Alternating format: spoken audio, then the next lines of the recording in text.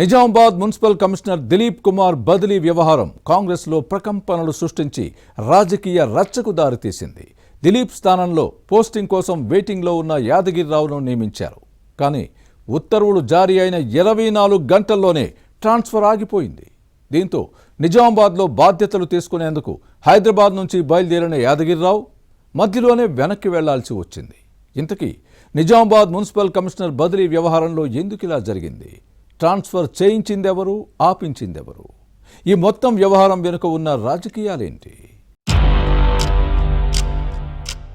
తెలంగాణలో కొందరు మున్సిపల్ కమిషనర్ల బదిలీ వ్యవహారం రాజకీయ రచ్చకు కారణమైంది.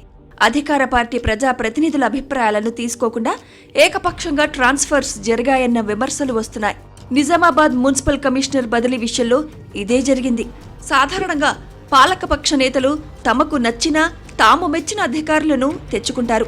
అందులోనూ కీలకమైన శాఖలు, ప్రాధాన్యత ఉన్న విభాగాల్లో ఏరికోరి మరీ తమకు అనుకూలంగా ఉండే వారినే నియమించుకుంటారు. నచ్చని వారిని బదిలీ చేయించుకుంటారు. ఈ కోవలోనే నిజామాబాద్ మున్సిపల్ కమిషనర్ బదిలీపై స్థానిక నేతలు ప్రత్యేక దృష్టి పెట్టారు. ప్రస్తుత కమిషనర్ దిలీప్ కుమార్ నిజామాబాద్కు వచ్చి ఇంకా ఏడాది పూర్తి కాలేదు. జిల్లా నాయకులు, ప్రజాప్రతినిధులతో ఎలాంటి సమస్యలు రాకుండా నగరపాలన చేస్తున్నారు. ప్రజా సమస్యల పరిష్కారంపై దృష్టి పెట్టారు. దీంతో కమిషనర్ మరింత కాలం పనిచేయాలని కొందరు భావించారు. కానీ ఇటీవల జరిగిన మున్సిపల్ కమిషనర్ల పదోన్నతులు, బదిలీల్లో భాగంగా నిజామాబాద్ నుంచి దిలీప్ కుమార్ ట్రాన్స్ఫర్ చేసి పోస్టింగ్ కోసం వెయిటింగ్లో ఉన్న యాదగిరిరావును నియమించింది ప్రభుత్వం. దీనిపై జిల్లా నేతలు భగ్గుమన్నారు.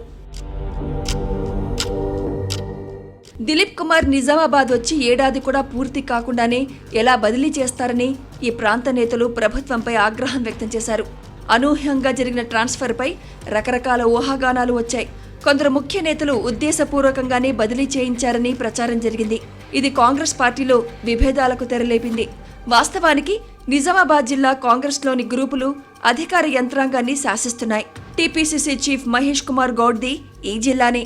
దీంతో మహేష్ ప్రమేయం లేకుండా ఈ స్థాయి బదిలీలు జరగవన్న అంశం ప్రచారంలోకి వచ్చింది.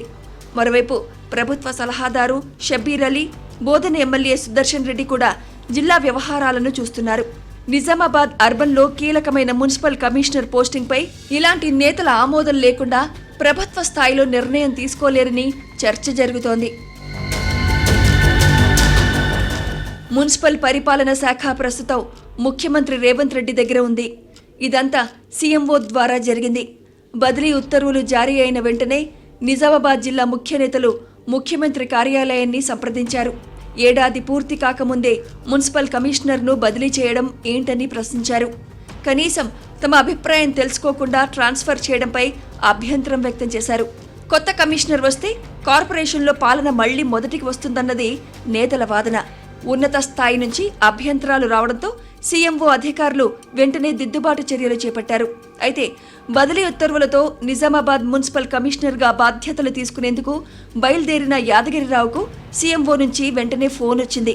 ఇందూరు వెళ్లకుండా హైదరాబాద్లో రిపోర్ట్ చేయాలని ఉన్నతాధికారులు ఆదేశించారు.